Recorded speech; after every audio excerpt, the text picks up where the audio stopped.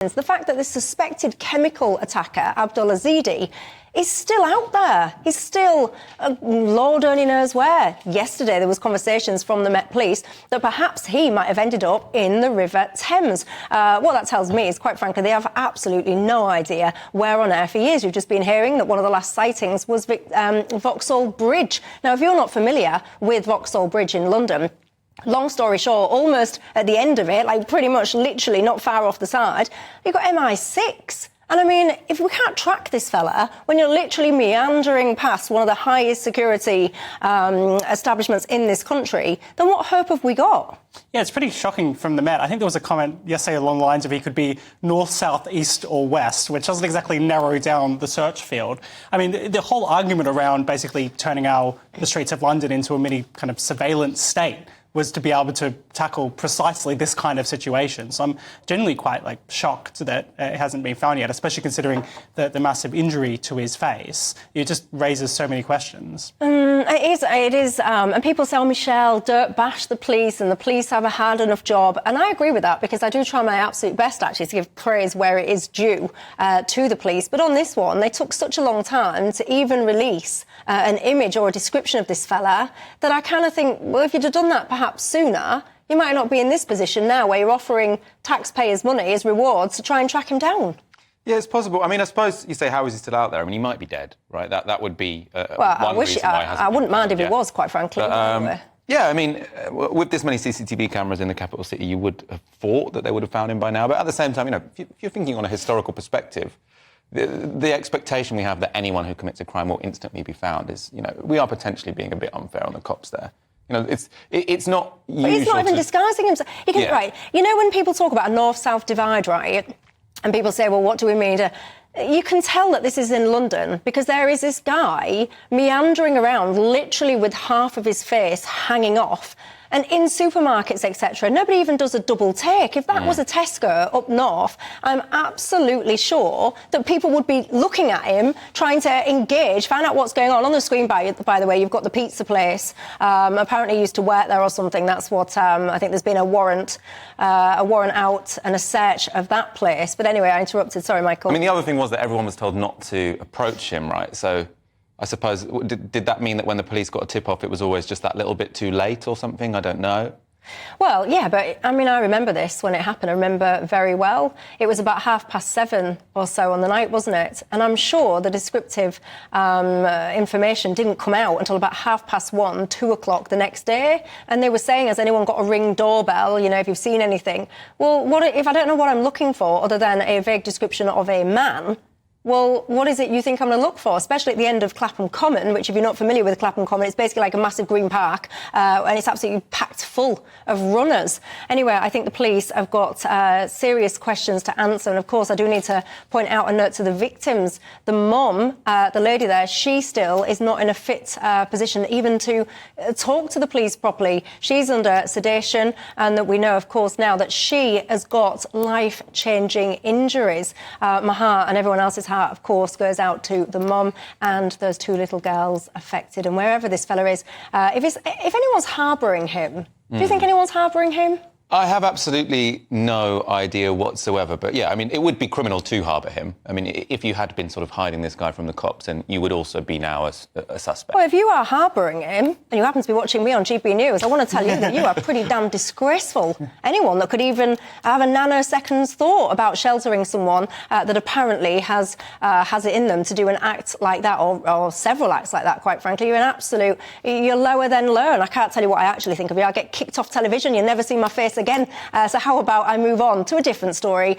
You'll be familiar, I'm sure, by the fact that Rishi Sunak, did you see all of this going on in PMQs yesterday? If you did not, how lucky are you? Because I've got a little clip to remind you of exactly what went on, and I'm going to discuss it. Mr. Speaker, this week the unwavering bravery of Brianna Ghey's mother, Esther, has touched us all. As a father, I can't even imagine the pain that she's going through, and I'm glad that she's with us in the gallery here today. Defining a woman, although in fairness that was only 99% of a U-turn. The list goes on, but the theme is the same, Mr. Speaker. It's empty words, broken promises, and absolutely no plan. of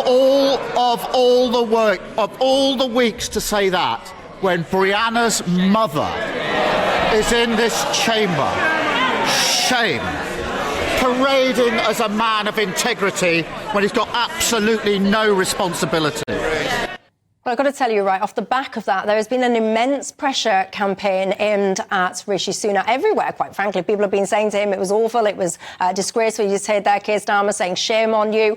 He's come under a huge amount of pressure, basically, to say sorry. Well, Rishi Sunak, he is not having any of that. Let's listen to what he had to say today.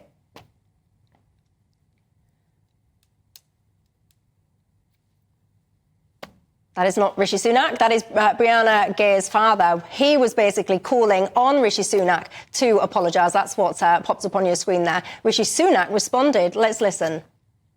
Like everyone, I was completely shocked by Brianna's case. To have your child taken from you in such awful circumstances is almost impossible to come to terms with. To use that tragedy to detract from the very separate and clear point I was making about Keir Starmer's proven track record of multiple U-turns on major policies because he doesn't have a plan, I think is both sad and wrong, and it demonstrates the worst of politics. The worst of politics. Well, there you go.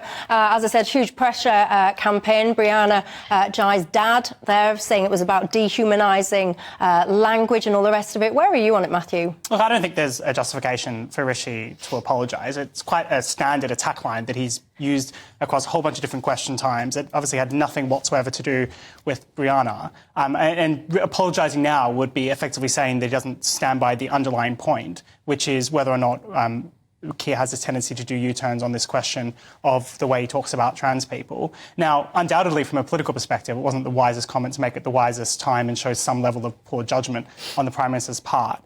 But I think this also just speaks to this broader point that the Prime Minister gets caught in these messes because he lacks any kind of broader purpose or reason and able to focus and direct the agenda day to day. So he ends up falling foul of these kind of rhetorical back and forth with the opposition leader rather than actually having something that he's doing and he can talk about that's kind of positive or meaningful or any kind of policy issue to focus on. Really? Do you think that at home? Do you think that actually Rishi is tripping up left, right and centre because actually he's got nothing robust or successful or positive to point to? Is that fair feedback? You tell me. Michael, where are you on it? Well, I think where I disagree with you, Matthew, is that this did have something to do with Brianna, right? Whenever a politician or a journalist sort of stands up and tries to make trans people the butt of a joke, that is about every trans person in the country. And Brianna Ghey, tragically killed now, was a trans person. So if you are constantly trying to politicise this issue and say, you can't define a woman, then every trans person in this country sees that as essentially an attack on them, which it is.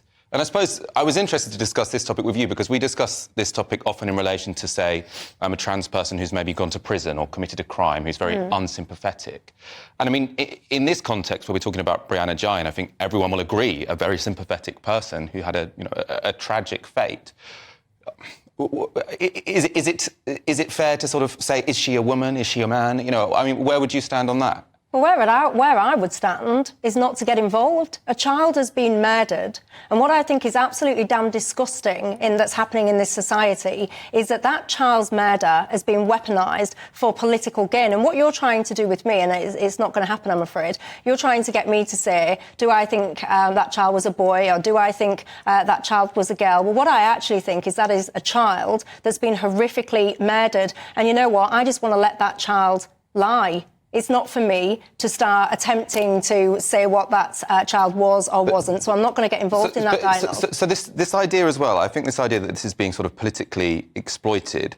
Rishi Sunak is saying this is the worst kind of politics. He's not just talking to Keir Starmer there. He's talking to Brianna Ghey's father, because clearly Brianna Ghey's father thinks this is relevant to his daughter. What's dehumanising about saying a woman doesn't have a penis? Because I think there are many people in society who were born as males who can only live happily in society as women. I think Brianna Ghey was one of them. What does that mean? What does it mean? So I think... How do you live in society as a woman? So you live in a society being referred to as a woman. You'll probably take hormones, which changes what your body looks like. That's going to be a key one, isn't it? So you move around as if you were a woman or as if you were a female, let's say. And that's clearly the case with many, many people in society. How do you move around as though you're a female? What are we even talking about? Well, it means that people refer to you as a woman. People treat you as a woman. I mean, I think when I walk around, people treat me as a man, and I think there is a difference to how people treat me as a man and how people treat me as a woman. How do people treat me as a man? Well, they refer to me as he, which I think is a key one. And then when I mean, especially when you're dating, I think it makes a big difference whether people treat me as a man or not. Gay men tend to find me more attractive than straight men, which is a way in which I move around the world as a man. They're gay, and that's their sexuality. Yeah, but what I'm doing is I'm explaining to you how it makes a difference to me that I'm moving around the world as a man. If everyone suddenly started referring to me as a woman, I'd probably notice, right? Might make me feel a little bit uncomfortable. And I think there are some people who are born trans where, for them, me walking around and everyone referring to me as a woman would be a bit like them walking around and everyone referring to them as a man. You see what I mean? Yeah, and I mean, you can walk around with whatever pronouns you want. That's none of my business, quite frankly, as everyone can. But that doesn't change the fact that you can't change your biological sex. So if you are a man and want to suddenly become a biological female, it ain't happening. It doesn't matter how many wigs you put on, dresses or lipstick. You can't change your chromosomal sex, but that's why I think there's a difference between woman and female, right?